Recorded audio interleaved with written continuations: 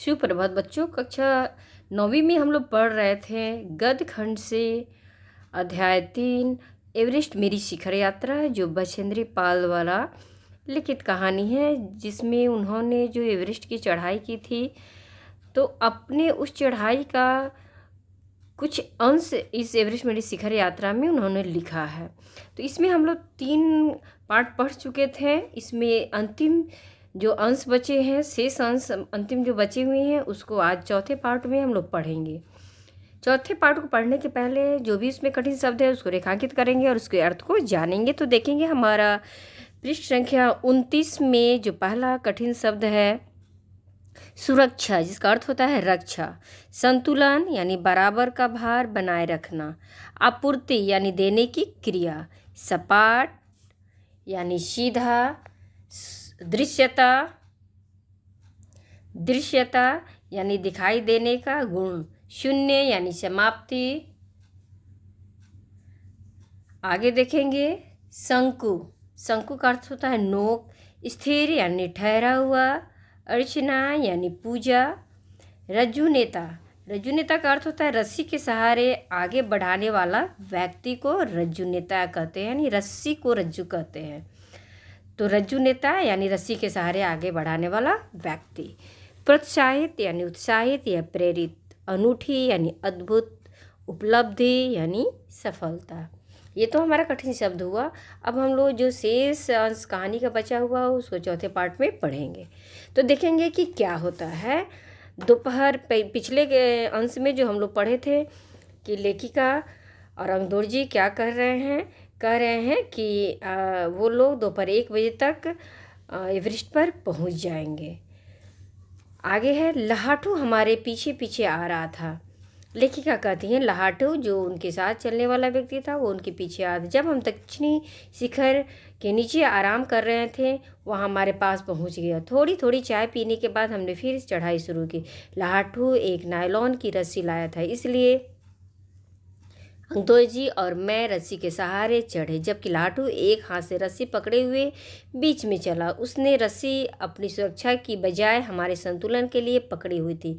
वो बीच में इसलिए चल रहा था ताकि वो तो चल ही रहा था लेकिन रस्सी के संतुलन को बनाए रखे, बाकी लेखिका और अंगदोर जी को कोई दिक्कत ना आए इसके लिए।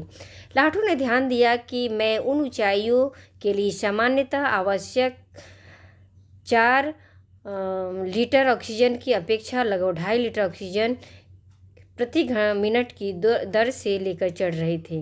क्या देखता है लाटू कि प्रति मिनट उनको 4 लीटर ऑक्सीजन लेनी चाहिए, तो वो 2.5 लीटर के हिसाब से प्रति लीटर लेकर चल रही थी। मेरे रेगुलेटर पर जैसे ही उसने ऑक्सीजन की आपूर्ति बढ़ाई, मुझे महसूस हुआ कि सपाट और कठिन चढ़ाई भी अब आसान लग रही थी। जैसे ही लाटू ने उनके ऑक्सीजन की आपूर्ति बढ़ाई तो उनका चढ़ाई आसान लगने लगा।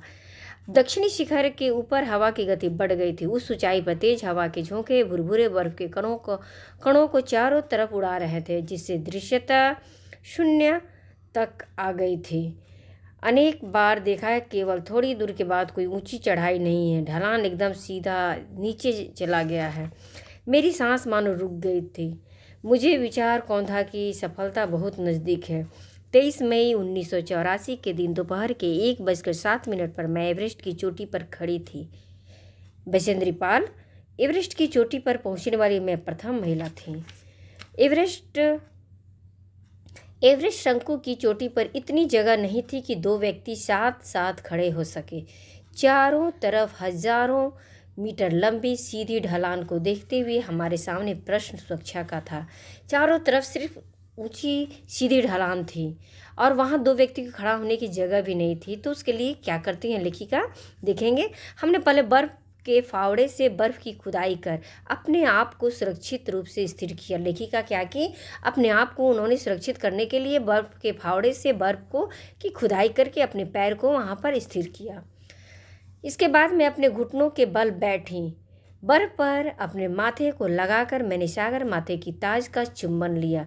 वह बर्फ़ को अपने माथे से लगाई और सागर माथे यानी एवरेस्ट की सबसे ऊंची शिखर यानी सागर की माथा को उन्होंने सबसे ऊंची ऊपरी शिखर को उन्होंने चुंबन किया। बिना उठे ही मैंने अपने थैले से दुर्गा माँ का चित्र और हनुमान चालीसा निकाला। मैंने इनको अपने साथ लाए लाल कपड़ों में लपेटा, छोटी सी पूजा अर्चना की और इनको बर्फ़ में दबा दिया। क्या कि लेखिका बछेंद्री पाल ने वहाँ पर अपने बैठने का जगह बना लिया और अपने साथ लाई पूजा अर्चना के जो भी सामान थे उसे निकाला, लाल कपड़े में जो लपेटी थी, और पूजा अर्चना करके उसे वहाँ बर्फ़ में दबा दिया। आनंद के इस क्षण में मुझे अपने माता पिता का ध्यान आया। लेखिका बछेंद्री पाल कहती हैं कि इस अद्भुत क्षण में बेला में उन्हें अपने माता पिता की याद आ जाती है। जैसे मैं उठी, मैंने अपने हाथ जोड़े और मैं अपने रज्जू नेता अंगदोर्जी के प्रति आदर भाव से झुकी। क्या कहती हैं, वे वहाँ से जैसे ही उठी तो रज्जू नेता जो उन्हें रस्सी के सहारे चढ़ा रहा था, उस व्यक्ति को उन्होंने आदर भाव से झुककर प्रणाम किया। अंगदोर्जी जिन्होंने मुझे प्रोत्साहित किया और मुझे लक्ष्य तक पहुंचाया। मैंने उन्हें बिना ऑक्सीजन के एवरेस्ट की दूसरी चढ़ाई चढ़ने पर बधाई भी दी। ये बछेंद्री पाल उन्हें प्रोत्साहित की और बधाई दी इस बात के लिए कि उन्होंने अंगदोर्जी ने बिना ऑक्सीजन का ऊपर चढ़ाई किया। उन्होंने मुझे गले से लगाया और मेरे कानों में फुसफुसाया, दीदी तुमने अच्छी चढ़ाई की, मैं बहुत प्रसन्न हूँ। क्या बोला अंगदोर्जी ने बछेंद्री पाल के कान में, धीरे से खुशी के मारे बोला कि दीदी तुमने बहुत अच्छी चढ़ाई की, तुम्हारी इस चढ़ाई से मैं प्रसन्न हूँ। कुछ देर बाद सोनर पुलजर पहुँचे और उन्होंने फ़ोटो लेनी शुरू कर दिए। इस समय तक लाठू ने हमारे नेता को एवरेस्ट पर हम चारों के होने की सूचना दे दी थी। तब मेरे हाथ में वाकी टाकी दिया गया। कर्नल खुल्लन हमारी सफलता से बहुत प्रसन्न थे। मुझे बधाई देते हुए उन्होंने कहा, मैं तुम्हारी इस अनूठी उपलब्धि के लिए तुम्हारे माता पिता को बधाई देना चाहूँगा। कर्नल खुल्लन ने उन्हें बधाई देते हुए कहा, वे बोले कि देश को तुम पर गर्व है और अब तुम ऐसे संसार में वापस जाओगी जो तुम्हारे अपने पीछे छोड़े हुए संसार से एकदम भिन्न होगा। तो इस तरह से ये कर्नल खुल्लर जो हैं उन्हें बधाई देते हुए उन्हें कहते हैं कि अब जिस संसार में तुम वापस जाओगी पहले छोड़े हुए संसार से बिल्कुल अलग होगा, क्योंकि उनका स्वागत के लिए सारा संसार खड़ा था अपनी बाहें को फैलाए हुए। तो इस तरह से हमारा यह एवरेस्ट शिखर यात्रा कहानी यहीं पर समाप्त होता है।